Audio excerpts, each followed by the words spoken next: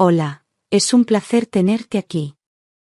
Antes de comenzar, suscríbete al canal y dale like al vídeo. Nunca fui de dormirme temprano. Siempre he tenido el sueño ligero, incluso con el ruido del tráfico o los vecinos. Pero últimamente, después de cenar, no podía mantenerme despierta más de 15 minutos. Me sentía mareada, como si el mundo se volviera borroso, y me hundía en un sueño pesado del que no recordaba casi nada. Mi marido decía que era el cansancio, que me venía bien descansar. Yo quería creerle, porque llevábamos más de 20 años juntos. Pero algo dentro de mí empezó a decir que no era tan simple. Los despertares eran aún peores. Me sentía desorientada, con dolor de cabeza, y muchas veces no sabía en qué día estaba. Notaba que me costaba hilar ideas, recordar conversaciones de la noche anterior o incluso lo que había visto en la televisión. Pensé que tal vez estaba entrando en una etapa complicada de salud, y hasta consideré pedir cita con el médico de cabecera. Pero entonces me di cuenta de que solo pasaba cuando él me preparaba el té. Si un día yo misma lo hacía o no lo tomaba, dormía normal, sin esa niebla mental. La duda empezó a crecer en silencio, como una sombra que se extendía por toda la casa. No quería ser paranoica, ni imaginar cosas donde no las había. Pero la intuición femenina, esa que tantas veces ignoramos por amor, me gritaba algo que ya no podía silenciar. Me prometí que al menor indicio, abriría bien los ojos. Porque algo estaba cambiando. Y aunque me doliera reconocerlo, el hombre con el que compartía mi cama ya no era el mismo. Al principio lo atribuí al estrés. Habían sido meses complicados, el trabajo, la casa, la salud de mi madre, todo parecía pesarme. Pensé que mi cuerpo simplemente estaba pidiendo descanso, y que esos sueños pesados eran parte del agotamiento emocional. Pero con el paso de los días, las cosas no mejoraban. Me levantaba sin saber qué día era, con una sensación extraña en la boca, y una especie de temblor en las manos. Empezaba a tener miedo de estar perdiendo la memoria. Había mañanas en las que no recordaba si me había duchado o no. Lo más inquietante era que mi marido no parecía sorprendido por mis olvidos. Al contrario, los mencionaba con una sonrisa sutil, como si lo esperara. «¿Otra vez se te ha olvidado la lavadora?», me decía. «Oh, cariño, ya te lo conté ayer». Sus palabras se clavaban como agujas. Comenzaba a sentirme pequeña, tonta, y eso me estaba afectando más de lo que quería admitir. Me costaba concentrarme, me aislaba más. Y él se mostraba cada vez más calmado, más seguro, como si todo estuviera yendo según su plan. Una noche, mientras veía la televisión, noté que me costaba seguir el hilo de una película que conocía de memoria. Me levanté al baño, me miré en el espejo y me sentí extraña, como si no me reconociera. Algo dentro de mí se rompió. Supe que no podía seguir ignorando lo que estaba ocurriendo. Ya no era una sospecha pasajera ni una corazonada irracional. Había un patrón. Y lo único constante en todas esas noches, era ese té. El té que él me preparaba, con tanto cuidado, siempre con la misma sonrisa. Esa tarde me miré al espejo y sentí que había envejecido años en cuestión de semanas. Tenía ojeras, la piel pálida y el alma desgastada. Me prometí que esa noche abriría los ojos de verdad. Cuando él me sirvió el té, le di las gracias como siempre, fingiendo que todo seguía igual. Esperé a que se girara para contestar una llamada y me levanté con la taza en la mano. Caminé hasta la cocina en silencio y vacié el contenido por el fregadero, dejando un poco en el borde como si lo hubiese bebido. Enjuagué la taza con agua fría y volví al salón sin que notara nada. Me senté en el sofá con la manta en las piernas y la mirada perdida en la televisión. Fingí sorber lo último del té y apoyé la taza vacía en la mesa. Cuando colgó el teléfono, me miró con esa sonrisa dulce de siempre. «¿Te sientes mejor?», preguntó. Asentí con la cabeza y me recosté poco a poco. Cerré los ojos, controlando mi respiración, como si el sueño me venciera. El corazón me latía tan fuerte que temía que pudiera escucharlo. Sentía un nudo en el estómago, pero sabía que esa era la única forma de descubrir la verdad. Permanecí inmóvil, con los ojos cerrados, sintiendo cada sonido de la casa. Oí cómo recogía su taza, cómo apagaba la televisión y luego cómo caminaba hacia el pasillo. Esperé a que se alejara para abrir los ojos. No podía creer que estuviera haciendo esto, que mi propia vida dependiera de una actuación. Pero algo me decía que esa noche iba a cambiarlo todo. Y si lo que sospechaba era cierto, ya no habría vuelta atrás. La verdad estaba a punto de salir a la luz.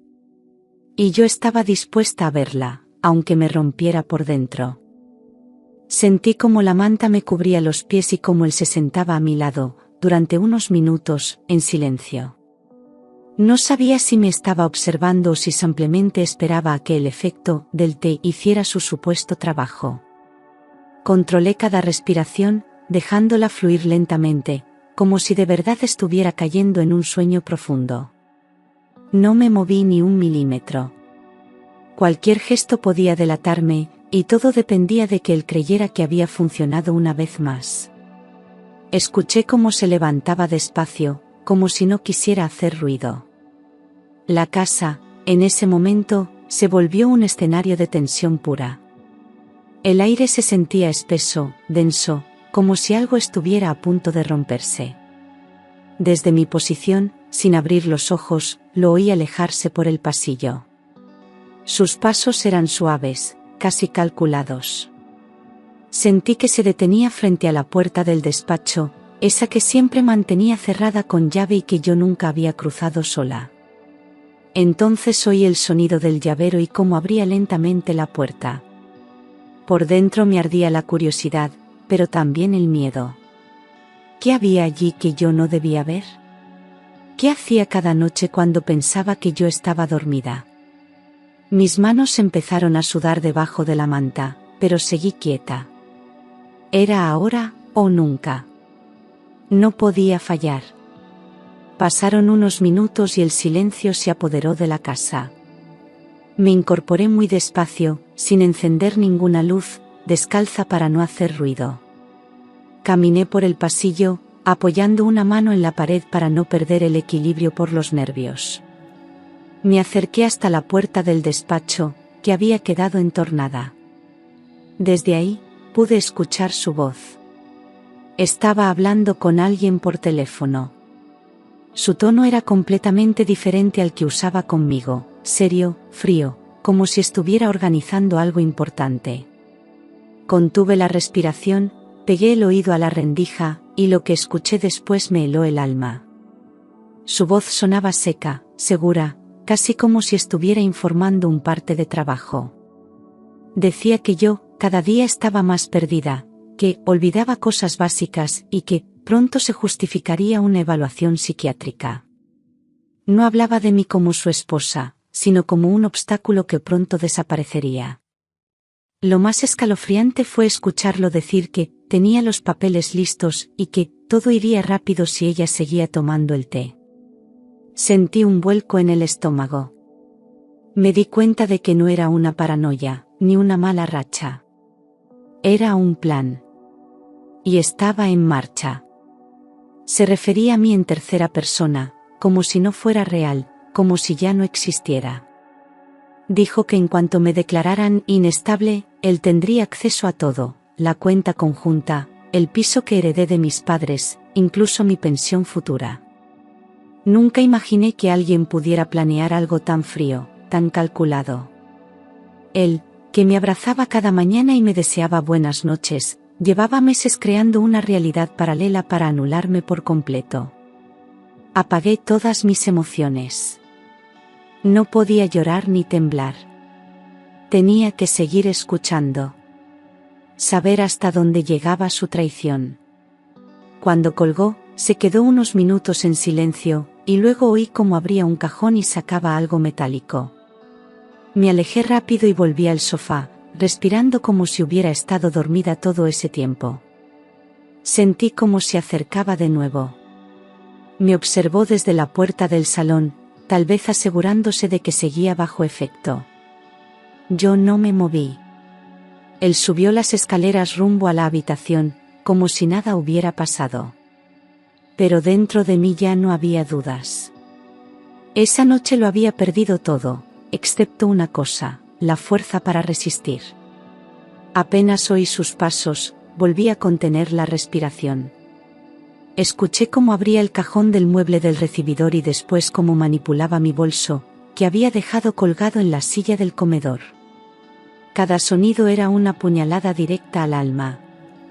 Cuando escuché el roce de mi cartera, supe que estaba sacando mis documentos. ¿Para qué los necesitaba a esas horas? No tardé en escuchar cómo los colocaba sobre la mesa junto a otros papeles. Entonces entendí que todo iba mucho más allá de un simple abandono, estaba construyendo una trampa legal. Desde la rendija de la puerta del salón, lo vi sentado con mi DNI, mi tarjeta sanitaria y una carpeta llena de documentos. Tomaba notas, marcaba párrafos con un bolígrafo y consultaba su portátil con rapidez. Su expresión era de alguien que ejecuta un plan que lleva tiempo preparando. Yo, quieta en el sofá, sentía que cada segundo era una eternidad. Me preguntaba cuántas noches como esa habían pasado sin que yo lo supiera. Me estaba viendo desde fuera, como una extraña en mi propia vida. Y la imagen era aterradora. Él ya no era mi marido. Era mi enemigo. No podía moverme ni un milímetro.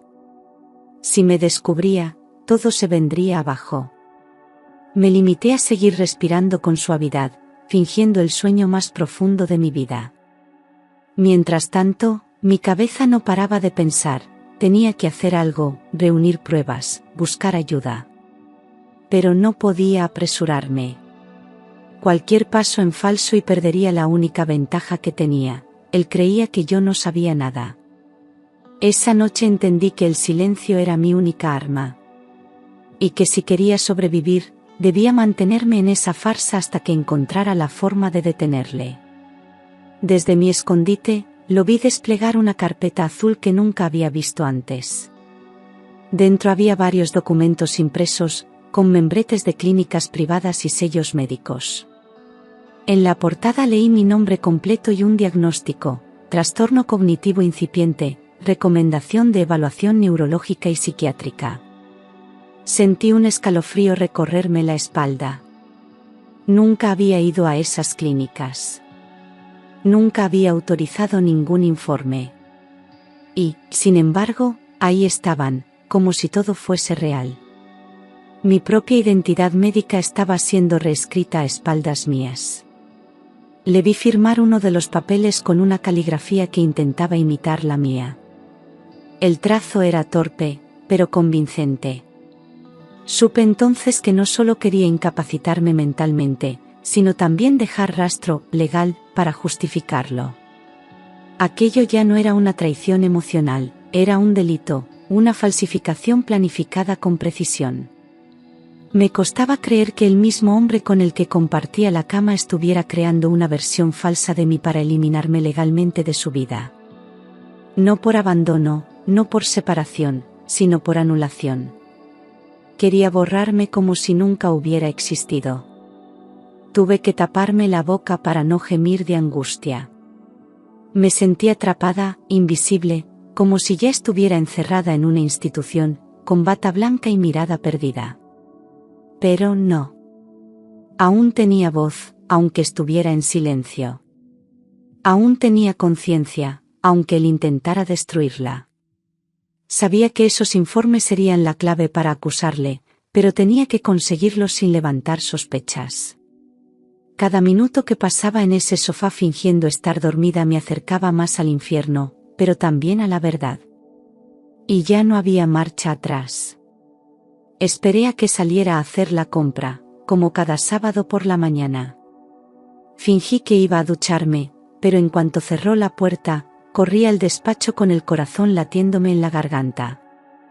Busqué la carpeta azul donde la había visto la noche anterior y, para mi sorpresa, seguía ahí, sobre el escritorio. La abrí con manos temblorosas.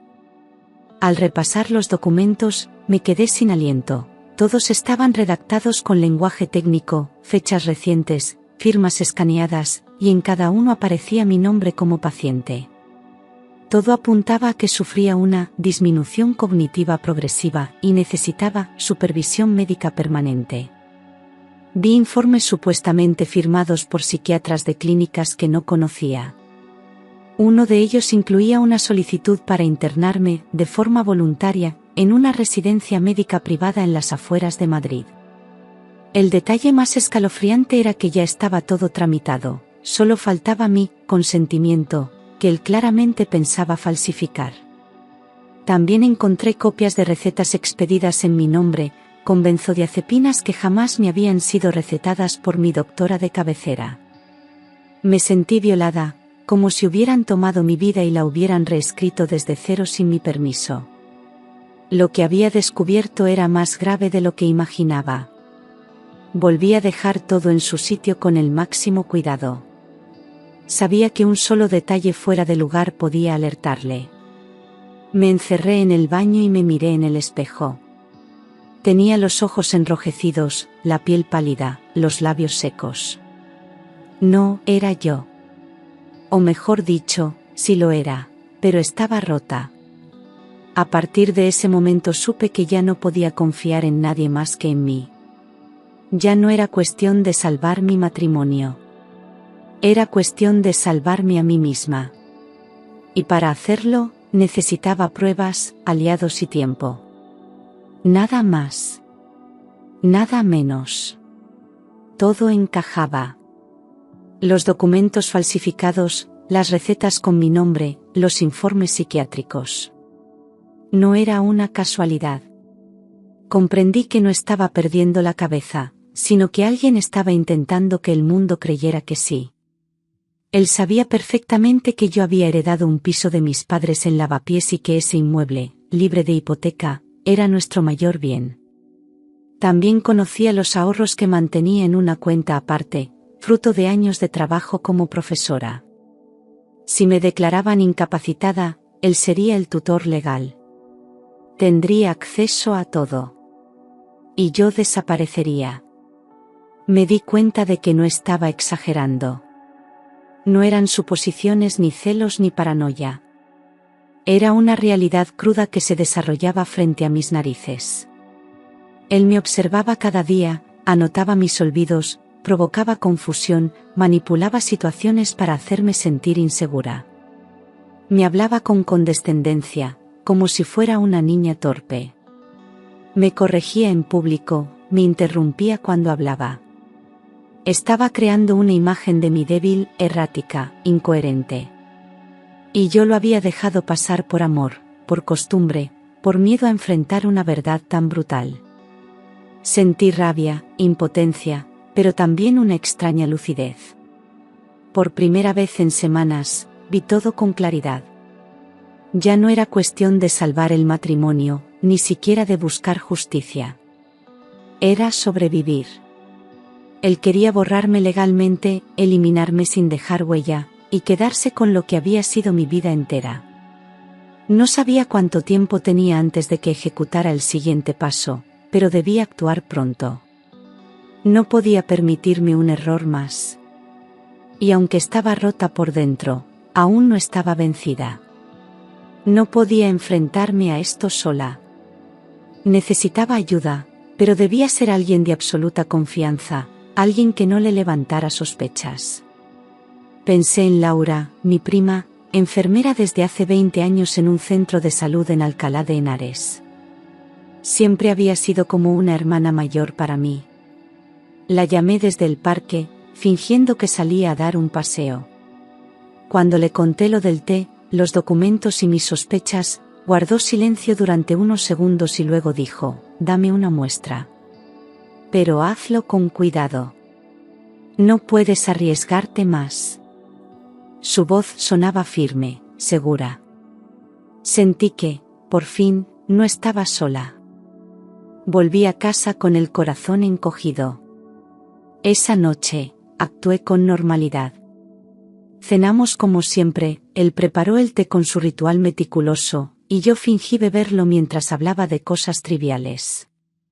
En cuanto se giró para dejar su taza en la cocina, me levanté despacio, llevé la mía al baño y la vertí cuidadosamente en un frasquito de vidrio que había preparado a escondidas. Enjuagué la taza, volví al salón y me tumbé como cada noche. Mi actuación era perfecta, pero por dentro estaba temblando. Lo que hiciera en las próximas horas podía cambiarlo todo. O salvarme, o terminar de hundirme. A la mañana siguiente, fui a dejar el frasco en la taquilla de Laura, como habíamos acordado. Ella lo recogería discretamente antes de entrar a su turno.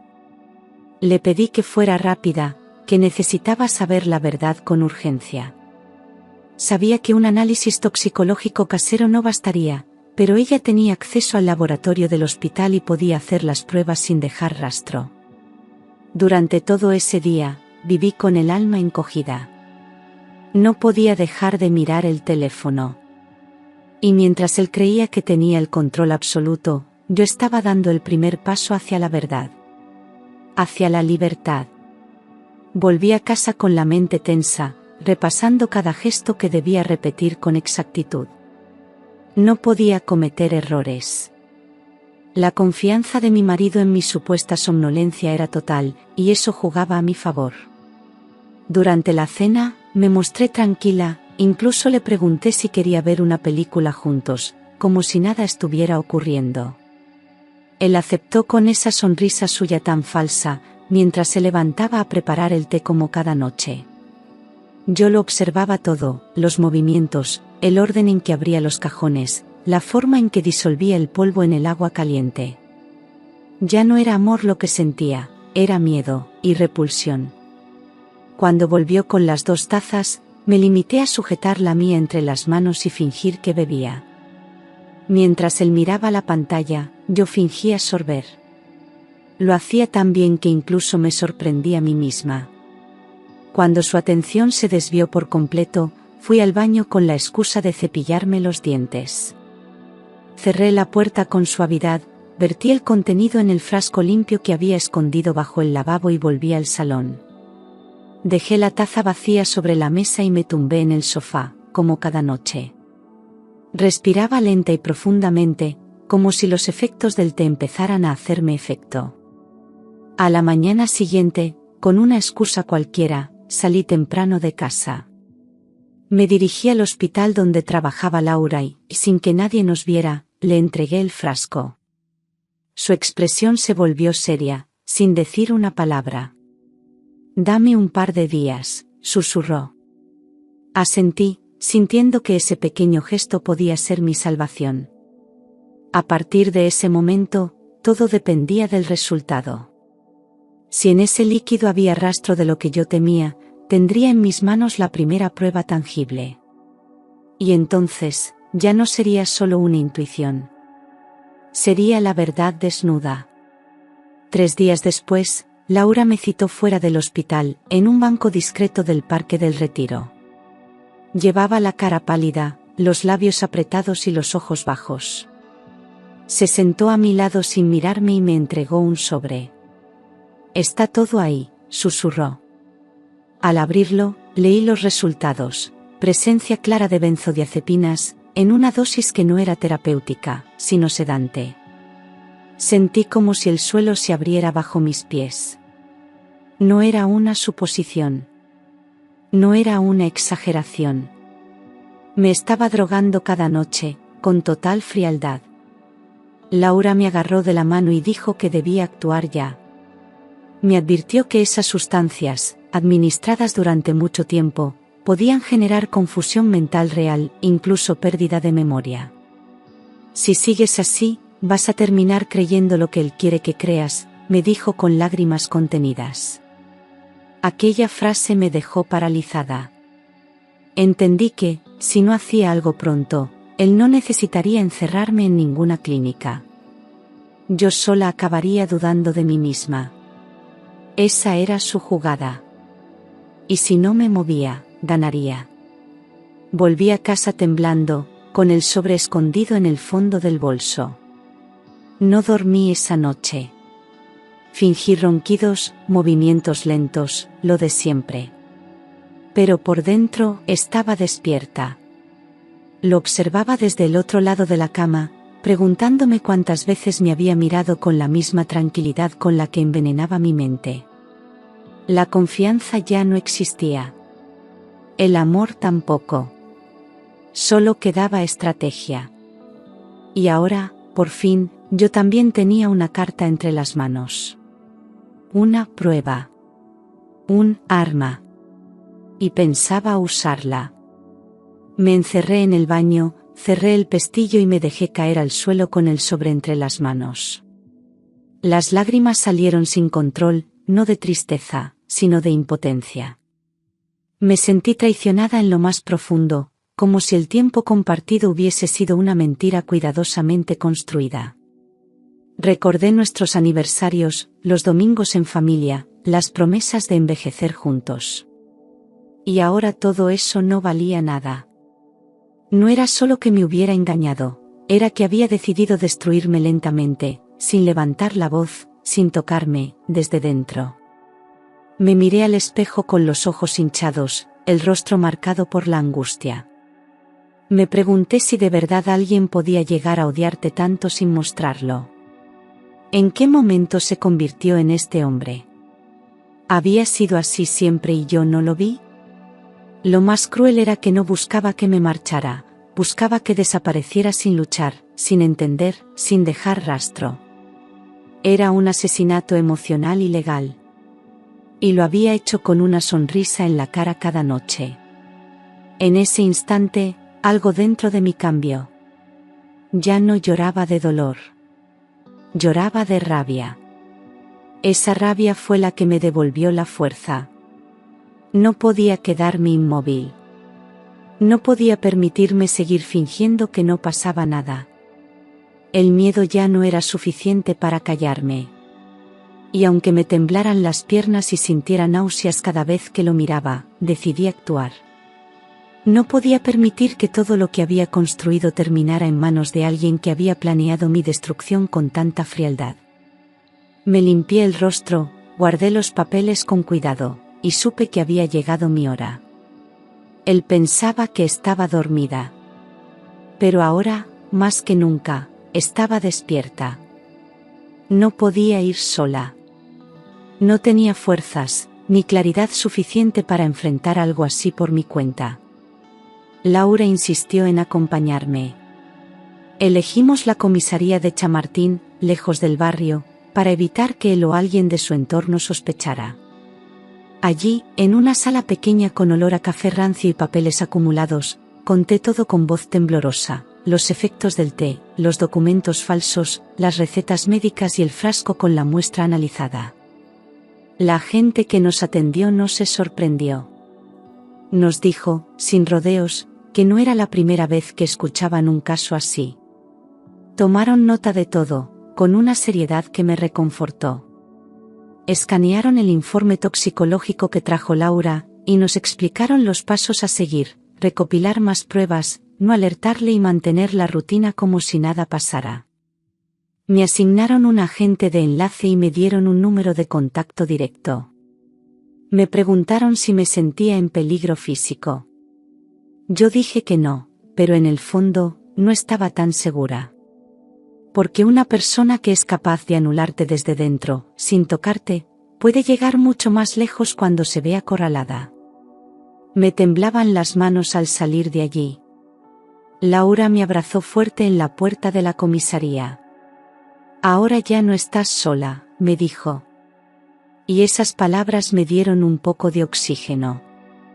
Volvimos a casa en silencio, como si no hubiera pasado nada.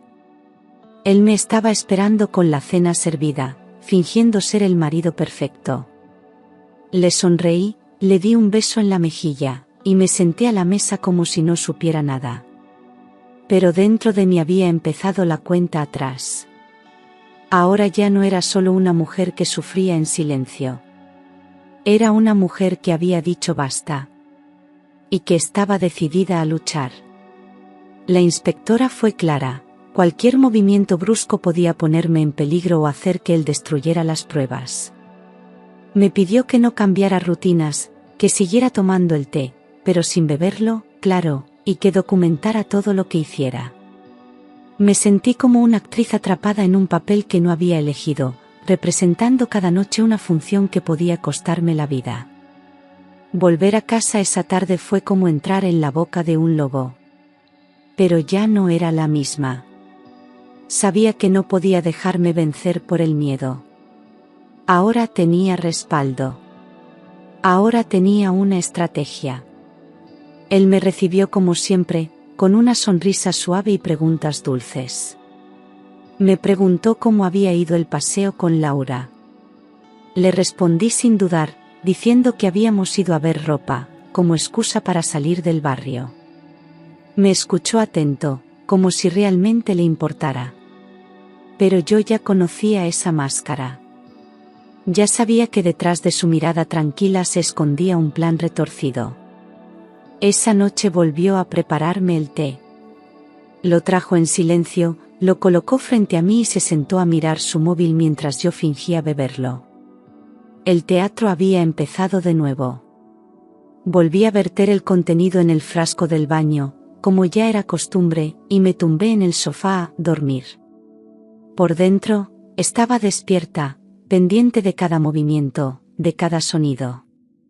Noté cómo revisaba mis cosas cuando pensaba que yo no veía, cómo tocaba mis papeles, mi móvil, incluso la basura.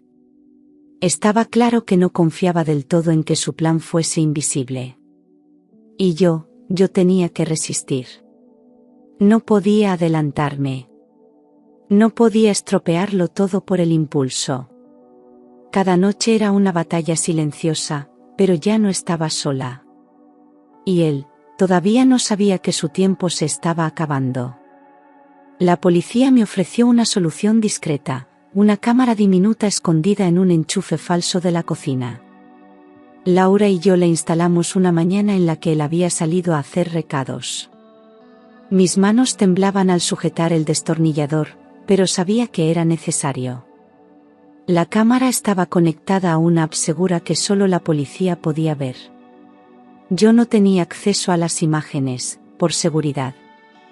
Todo debía parecer natural. Volvimos a colocar cada cosa en su sitio, limpiamos las huellas y respiramos hondo. Ya estaba hecho. La trampa estaba puesta. Esa noche, como siempre, él me preparó el té con su ritual meticuloso. Abrió el tercer cajón de la despensa, sacó un bote de vidrio oscuro y vertió algo en la taza antes de añadir el agua caliente. Fingí no darme cuenta, como todas las veces. Sostuve la taza entre las manos, esperé el momento adecuado y fui al baño para vaciarla. Me tumbé en el sofá, cerré los ojos y me dejé llevar por la respiración pausada del sueño. Él, como siempre, creyó que su teatro funcionaba. Pero esta vez, las cámaras lo habían captado todo. Dormí mal esa noche, como todas, pero al menos sabía que algo estaba avanzando. A la mañana siguiente, recibí un mensaje en clave desde el número que me había dado la policía: grabación recibida. Seguimos. No podía responder. No podía pedir detalles. Pero ese mensaje fue suficiente para devolverme algo de calma. Ya no eran solo mis palabras contra las suyas. Ya no era solo intuición. Ahora había pruebas visuales, minutos grabados que mostraban la verdad. Y con cada taza que preparara, él mismo cavaba su propia caída. Lentamente. Sin sospecharlo. Fue el cuarto día de vigilancia cuando la policía me escribió de nuevo. Esta vez, el mensaje era más directo: confirmado. Hay sustancia. Seguimos protocolo. Sentí un nudo en el estómago al leerlo. Sabía que lo estaban viendo desde sus terminales, observando lo que yo había presenciado en silencio tantas noches.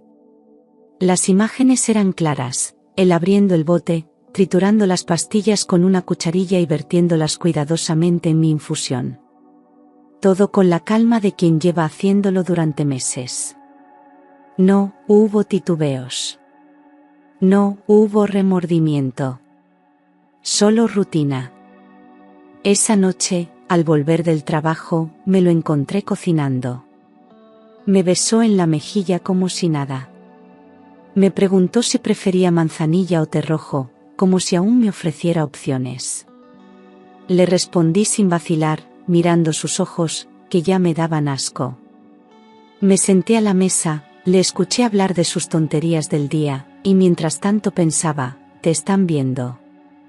Estás siendo grabado. Ya no hay marcha atrás. Tomé la taza con ambas manos, hice mi papel como siempre, y cuando pude, fui al baño y vertí el líquido en el frasco. Cada gota era un testimonio. Cada noche, una prueba más.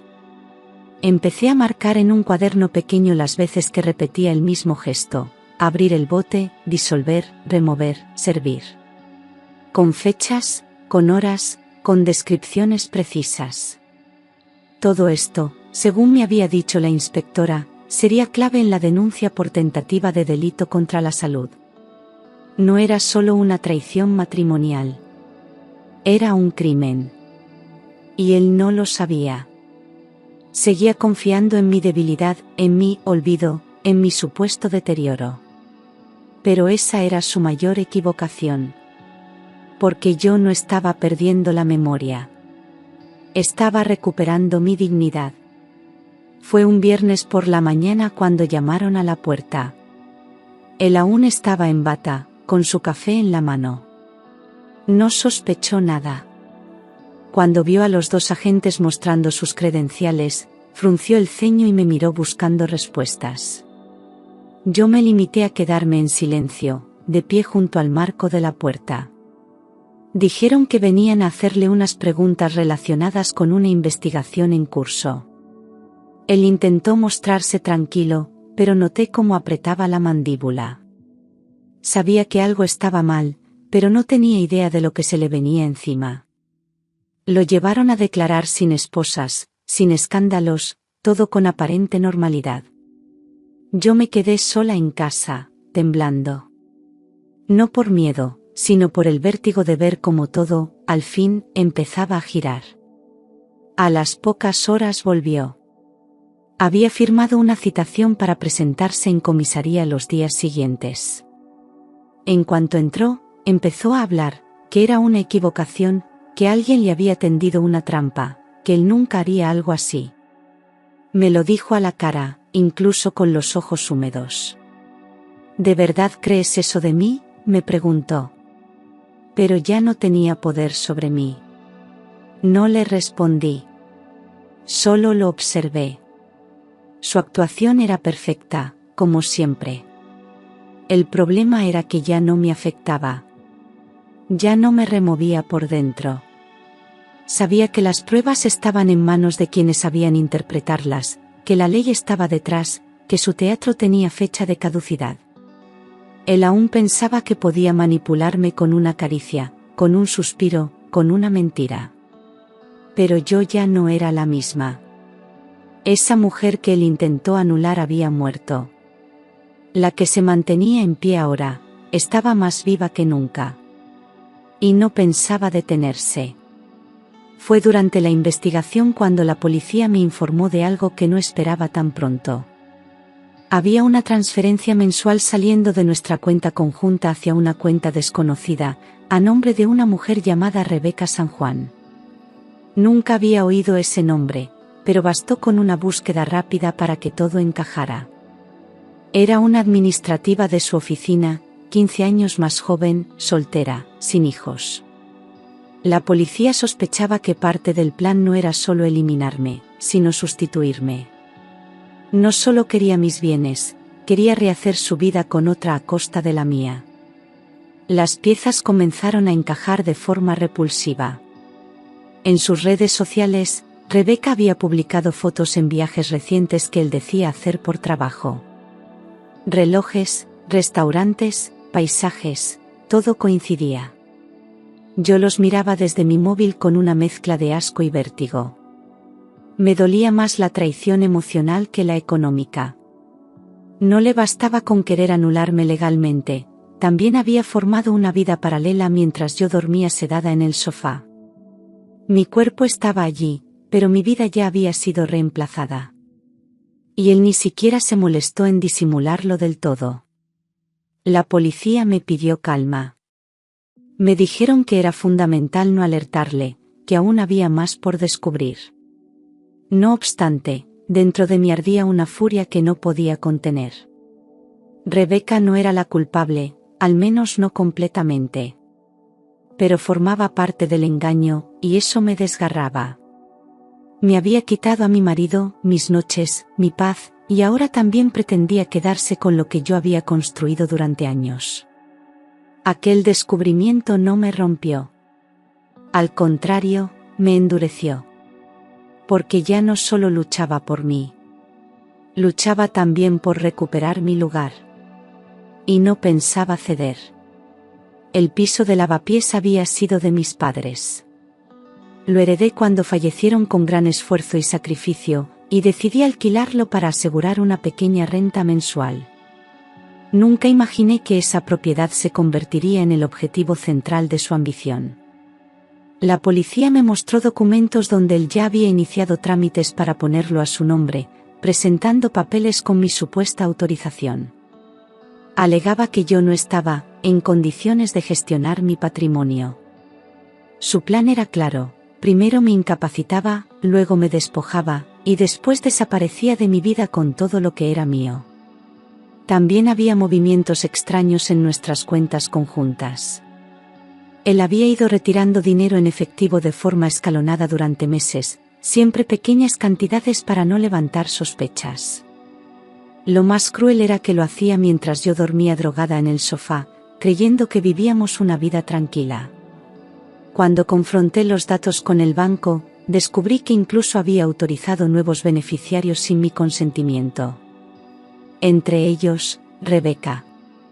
Sentí que ya no solo me estaban robando, me estaban borrando. Como si mi vida entera estuviese siendo sustituida por una versión paralela en la que yo no existía. Me senté en la cama esa noche y observé el armario. Todo seguía allí, mis vestidos, mis libros, mis fotos. Pero ya nada me pertenecía.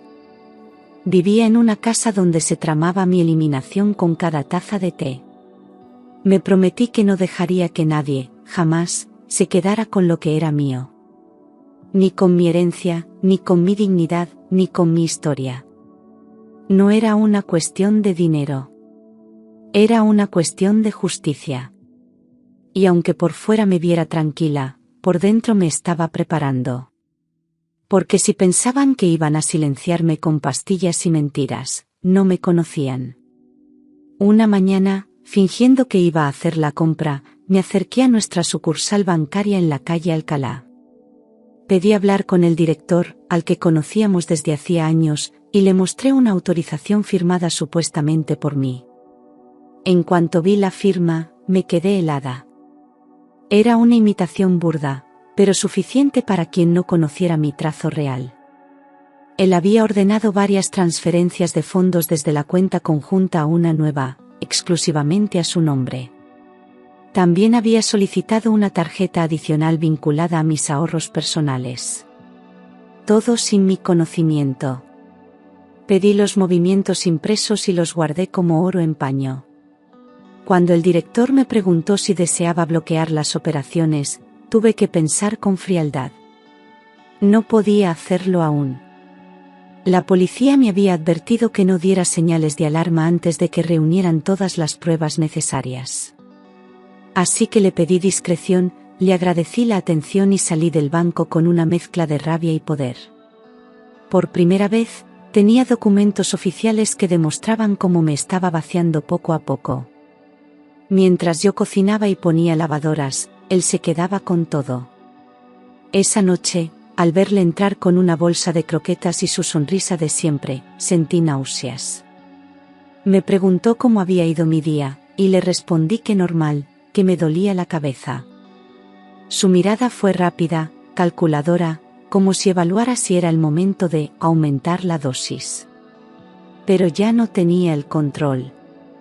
Yo sabía cada uno de sus pasos. Y él aún pensaba que me tenía adormecida, dependiente, manipulable.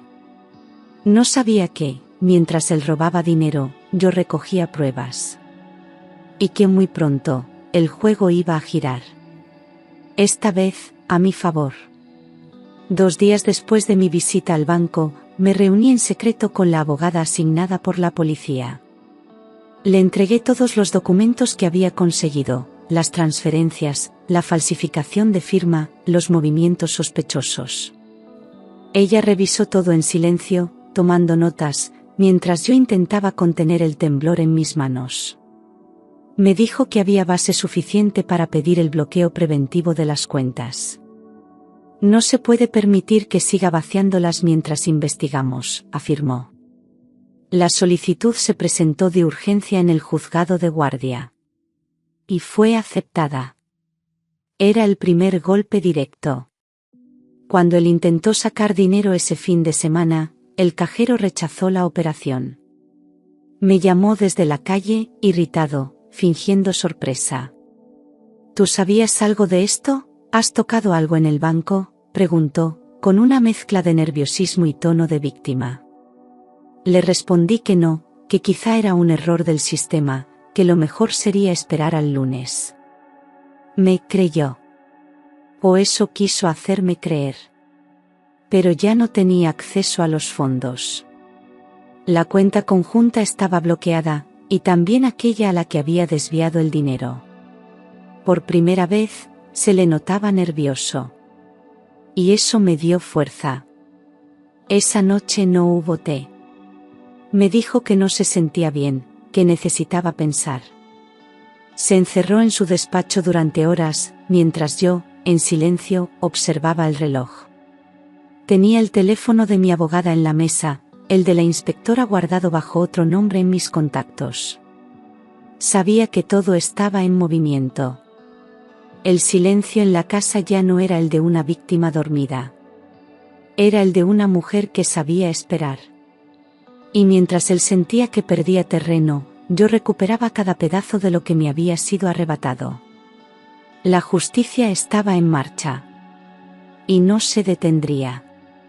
Me llamaron una mañana desde el juzgado para informarme que ya era oficial, el juez había admitido las pruebas y se dictaba la imputación formal. Sentí un escalofrío recorrerme el cuerpo. Era real. Lo que durante semanas había vivido como una pesadilla silenciosa, ahora tenía nombre, expediente y consecuencias. Las acusaciones eran graves: falsedad documental por haber suplantado mi firma, administración desleal por vaciar nuestras cuentas, y lo peor de todo, intento de incapacitación fraudulenta. Ya no era solo mi palabra. Era la ley señalándole con el dedo. Aquel mismo día recibió una notificación judicial en casa. La abrió frente a mí, con los labios apretados y el rostro blanco como el papel. Durante varios minutos no dijo ni una palabra. Luego, sin levantar la vista, murmuró: ¿Qué has hecho? Yo no respondí. No hacía falta. La verdad estaba escrita con tinta oficial. Por primera vez, vi miedo en sus ojos. No ese miedo agresivo, no la furia contenida. Era el miedo real, el del hombre que pensaba que siempre iba a salirse con la suya, y de pronto, se da cuenta de que no. Esa noche no me habló. Apenas cenó. No puso la televisión. Se acostó temprano y cerró la puerta del dormitorio con llave. Yo me quedé en el sofá, en silencio, sin lágrimas ni temblores. Por dentro estaba en paz. No por venganza, sino por justicia. Había tardado en reaccionar, sí. Había soportado más de lo que debía. Pero lo había hecho bien. Sin gritos. Sin escenas. Solo con pruebas, firmeza y silencio. Y ahora, por fin, era él quien no podía dormir. No tardaron en aparecer los mensajes. Primero fue su hermana, que me llamó histriónica y me acusó de querer arruinarle la vida. Luego su madre, que me mandó una nota escrita a mano, diciendo que una buena esposa no lleva a su marido ante la justicia, por muy mal que se porten. Me quedé leyendo esas palabras con un nudo en la garganta. No solo había sido traicionada por él, sino que ahora tenía que soportar que me hicieran pasar por la villana. Como si denunciar un crimen fuera un acto de egoísmo. Como si defender mi salud y mi vida fuera un capricho. La familia lo defendía como si fuera un niño malcriado al que le habían regañado por travesuras. Decían que todo esto era una exageración, que me lo había inventado porque estaba dolida por la infidelidad. Ignoraban los informes médicos, las grabaciones, las pruebas bancarias. Cerraban los ojos para no ver lo evidente. Preferían mantener la imagen del hijo perfecto, del cuñado atento, del marido modelo. Me llamaron loca, vengativa, incluso cruel. Nadie se preguntó por qué una mujer tranquila y discreta llegaba tan lejos. Nadie quiso escuchar la verdad. Pero yo ya no buscaba comprensión. No necesitaba que nadie me creyera, porque la justicia lo estaba haciendo por mí. Mientras ellos hablaban, yo seguía avanzando. No respondí a los mensajes.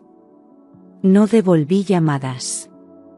Guardé cada palabra, cada ofensa, por si algún día hiciera falta.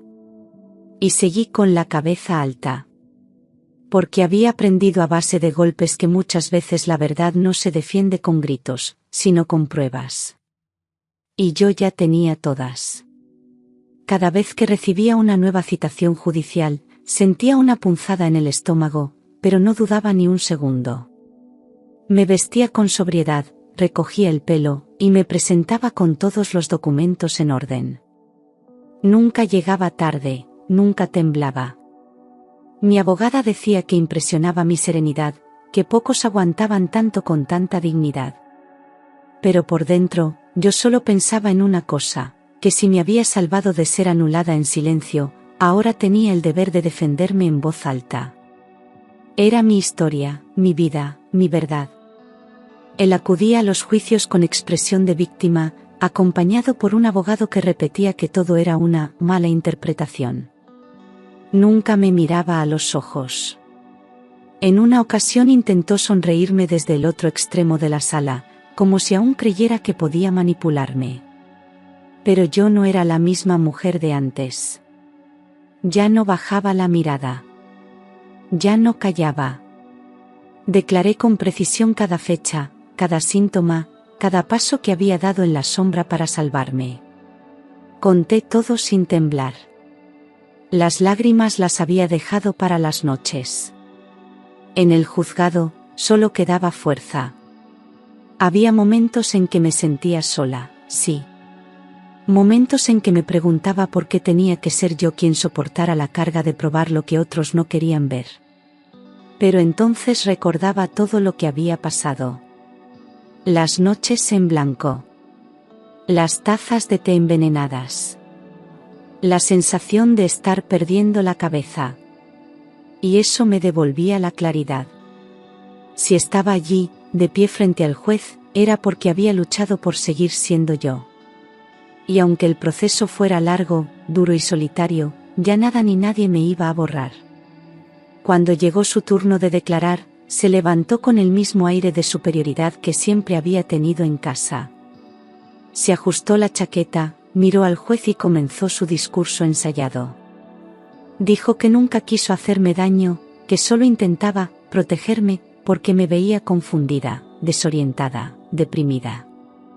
Afirmó que todo lo hizo por amor, que las pastillas en el té eran para ayudarme a descansar, y que los trámites médicos los había iniciado porque le preocupaba mi salud mental.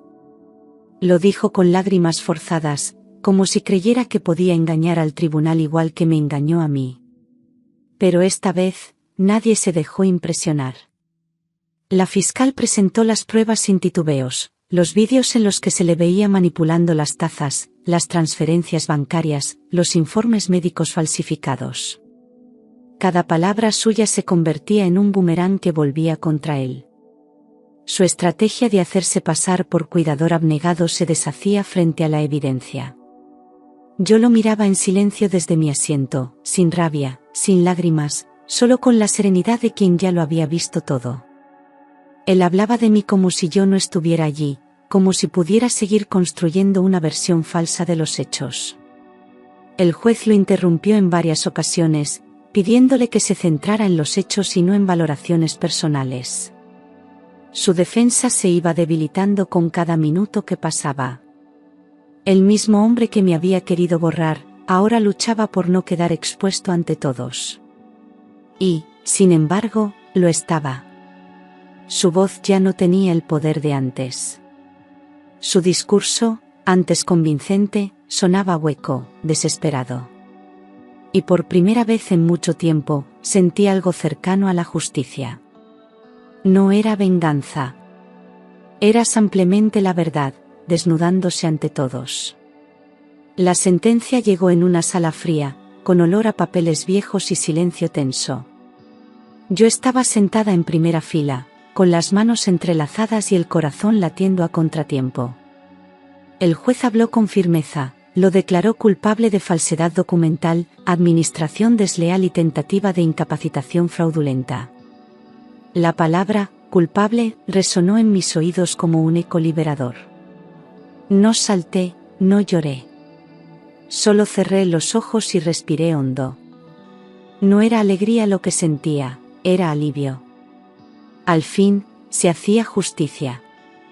Al fin, alguien le ponía un límite. Le impusieron una pena de prisión, que no sería inmediata, pero sí efectiva.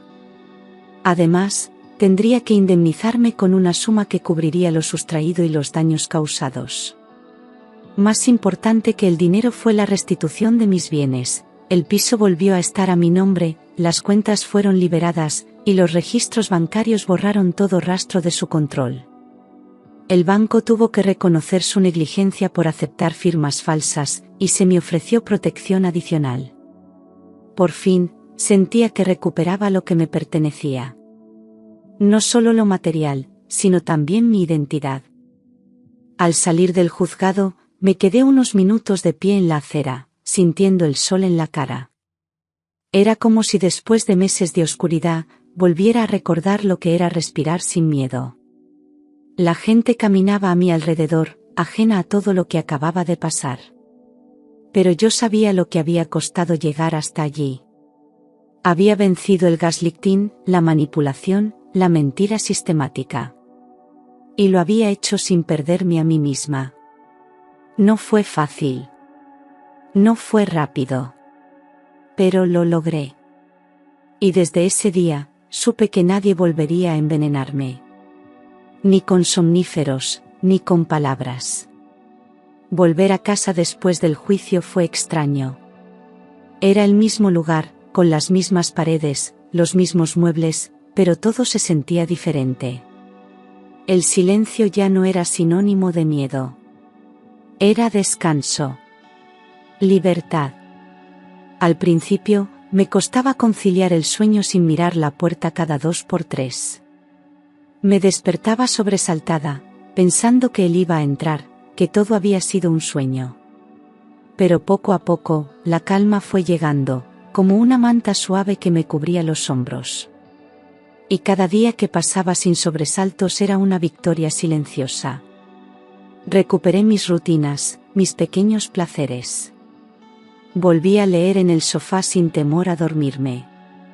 Me preparé yo misma el té, y lo bebí sin sospechas. Reordené los cajones, cambié las cerraduras, pinté las paredes del dormitorio. No era solo un lavado de cara. Era una nueva etapa.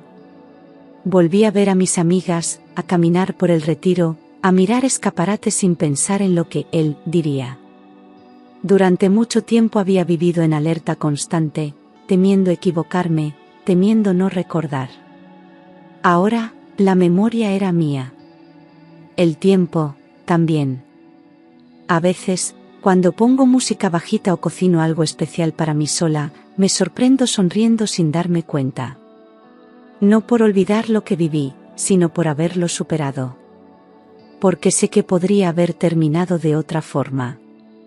Porque estuve a punto de perderlo todo, incluso a mí misma. Pero me mantuve firme. Resistir fue mi forma de luchar. Y hoy, aunque las cicatrices siguen ahí, ya no sangran. Son marcas de lo que sobreviví. Y cada vez que abro la ventana por las mañanas, siento que, de verdad, estoy empezando de nuevo. Hay noches en las que los sueños me traicionan.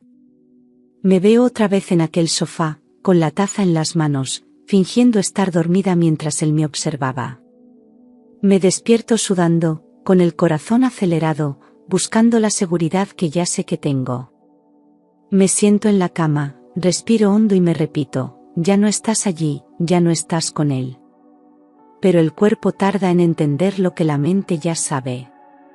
La memoria no se borra solo con justicia. Hay heridas que no duelen a gritos, pero que aún escuecen en silencio. He aprendido a ser paciente conmigo misma. A no culparme por confiar, por amar, por no haber visto las señales a tiempo. Porque el verdadero veneno no estaba solo en las pastillas. Estaba en las palabras, en los gestos sutiles, en el desgaste invisible de cada día. Y desintoxicarse de eso lleva tiempo. A veces, cuando pongo la tetera a hervir, me detengo un segundo sin querer. Luego sonrío y sigo adelante. Porque el miedo ya no manda. Solo está de paso. Y cada vez se queda menos. Nunca pensé que el peligro pudiera dormir tan cerca. Que el mismo hombre que me abrazaba por la noche pudiera estar planeando cómo borrarme del mapa al día siguiente. Pero ahora lo sé. Y aunque eso me haya hecho más cauta, también me ha hecho más fuerte. Ahora escucho más mi intuición. Ya no me disculpo por desconfiar. Y si un día vuelvo a amar, será desde otro lugar. Desde el respeto. Desde la verdad. Porque yo no volví a nacer después de él, yo renací. Con los ojos abiertos. Y sin dejarme apagar nunca más. Hoy camino con paso firme. No porque todo haya sanado, sino porque decidí no seguir siendo víctima de nadie. La herida está ahí, sí, pero ya no sangra. La transformé en cicatriz, en lección, en motor. Aprendí a reconocer las señales que antes ignoraba, a no justificar lo injustificable, a ponerme en primer lugar. Porque nadie debería tener que fingir que duerme para descubrir la verdad. Y porque el amor no se mide por cuánto aguantas, sino por cuánto te respetan. No guardo rencor. No quiero vivir con odio, porque sería seguir envenenándome con algo que ya no tiene poder sobre mí. Lo que viví fue cruel, sí, pero no me definirá. Prefiero quedarme con lo que aprendí, que una mujer que se escucha, que se levanta, que denuncia, puede recuperar su voz aunque se la hayan querido silenciar. Y esa voz mía, que estuvo dormida, hoy habla más claro que nunca. No tengo miedo de volver a empezar. Porque ahora sé que puedo hacerlo. Y sé que no estoy sola. Esta es mi historia. La de una mujer común que confió, que cayó, que fue traicionada, pero que también se levantó, se defendió y venció. No tengo finales perfectos ni promesas de cuentos de hadas. Pero tengo mi verdad. Mi dignidad. Mi libertad. Y eso nadie podrá volver a quitármelo. Que mi historia sirva a otras. Que si alguna mujer sospecha, dude, se sienta apagada, no se calle. Porque el silencio protege al culpable. Y hablar, aunque cueste, es el primer paso hacia la luz.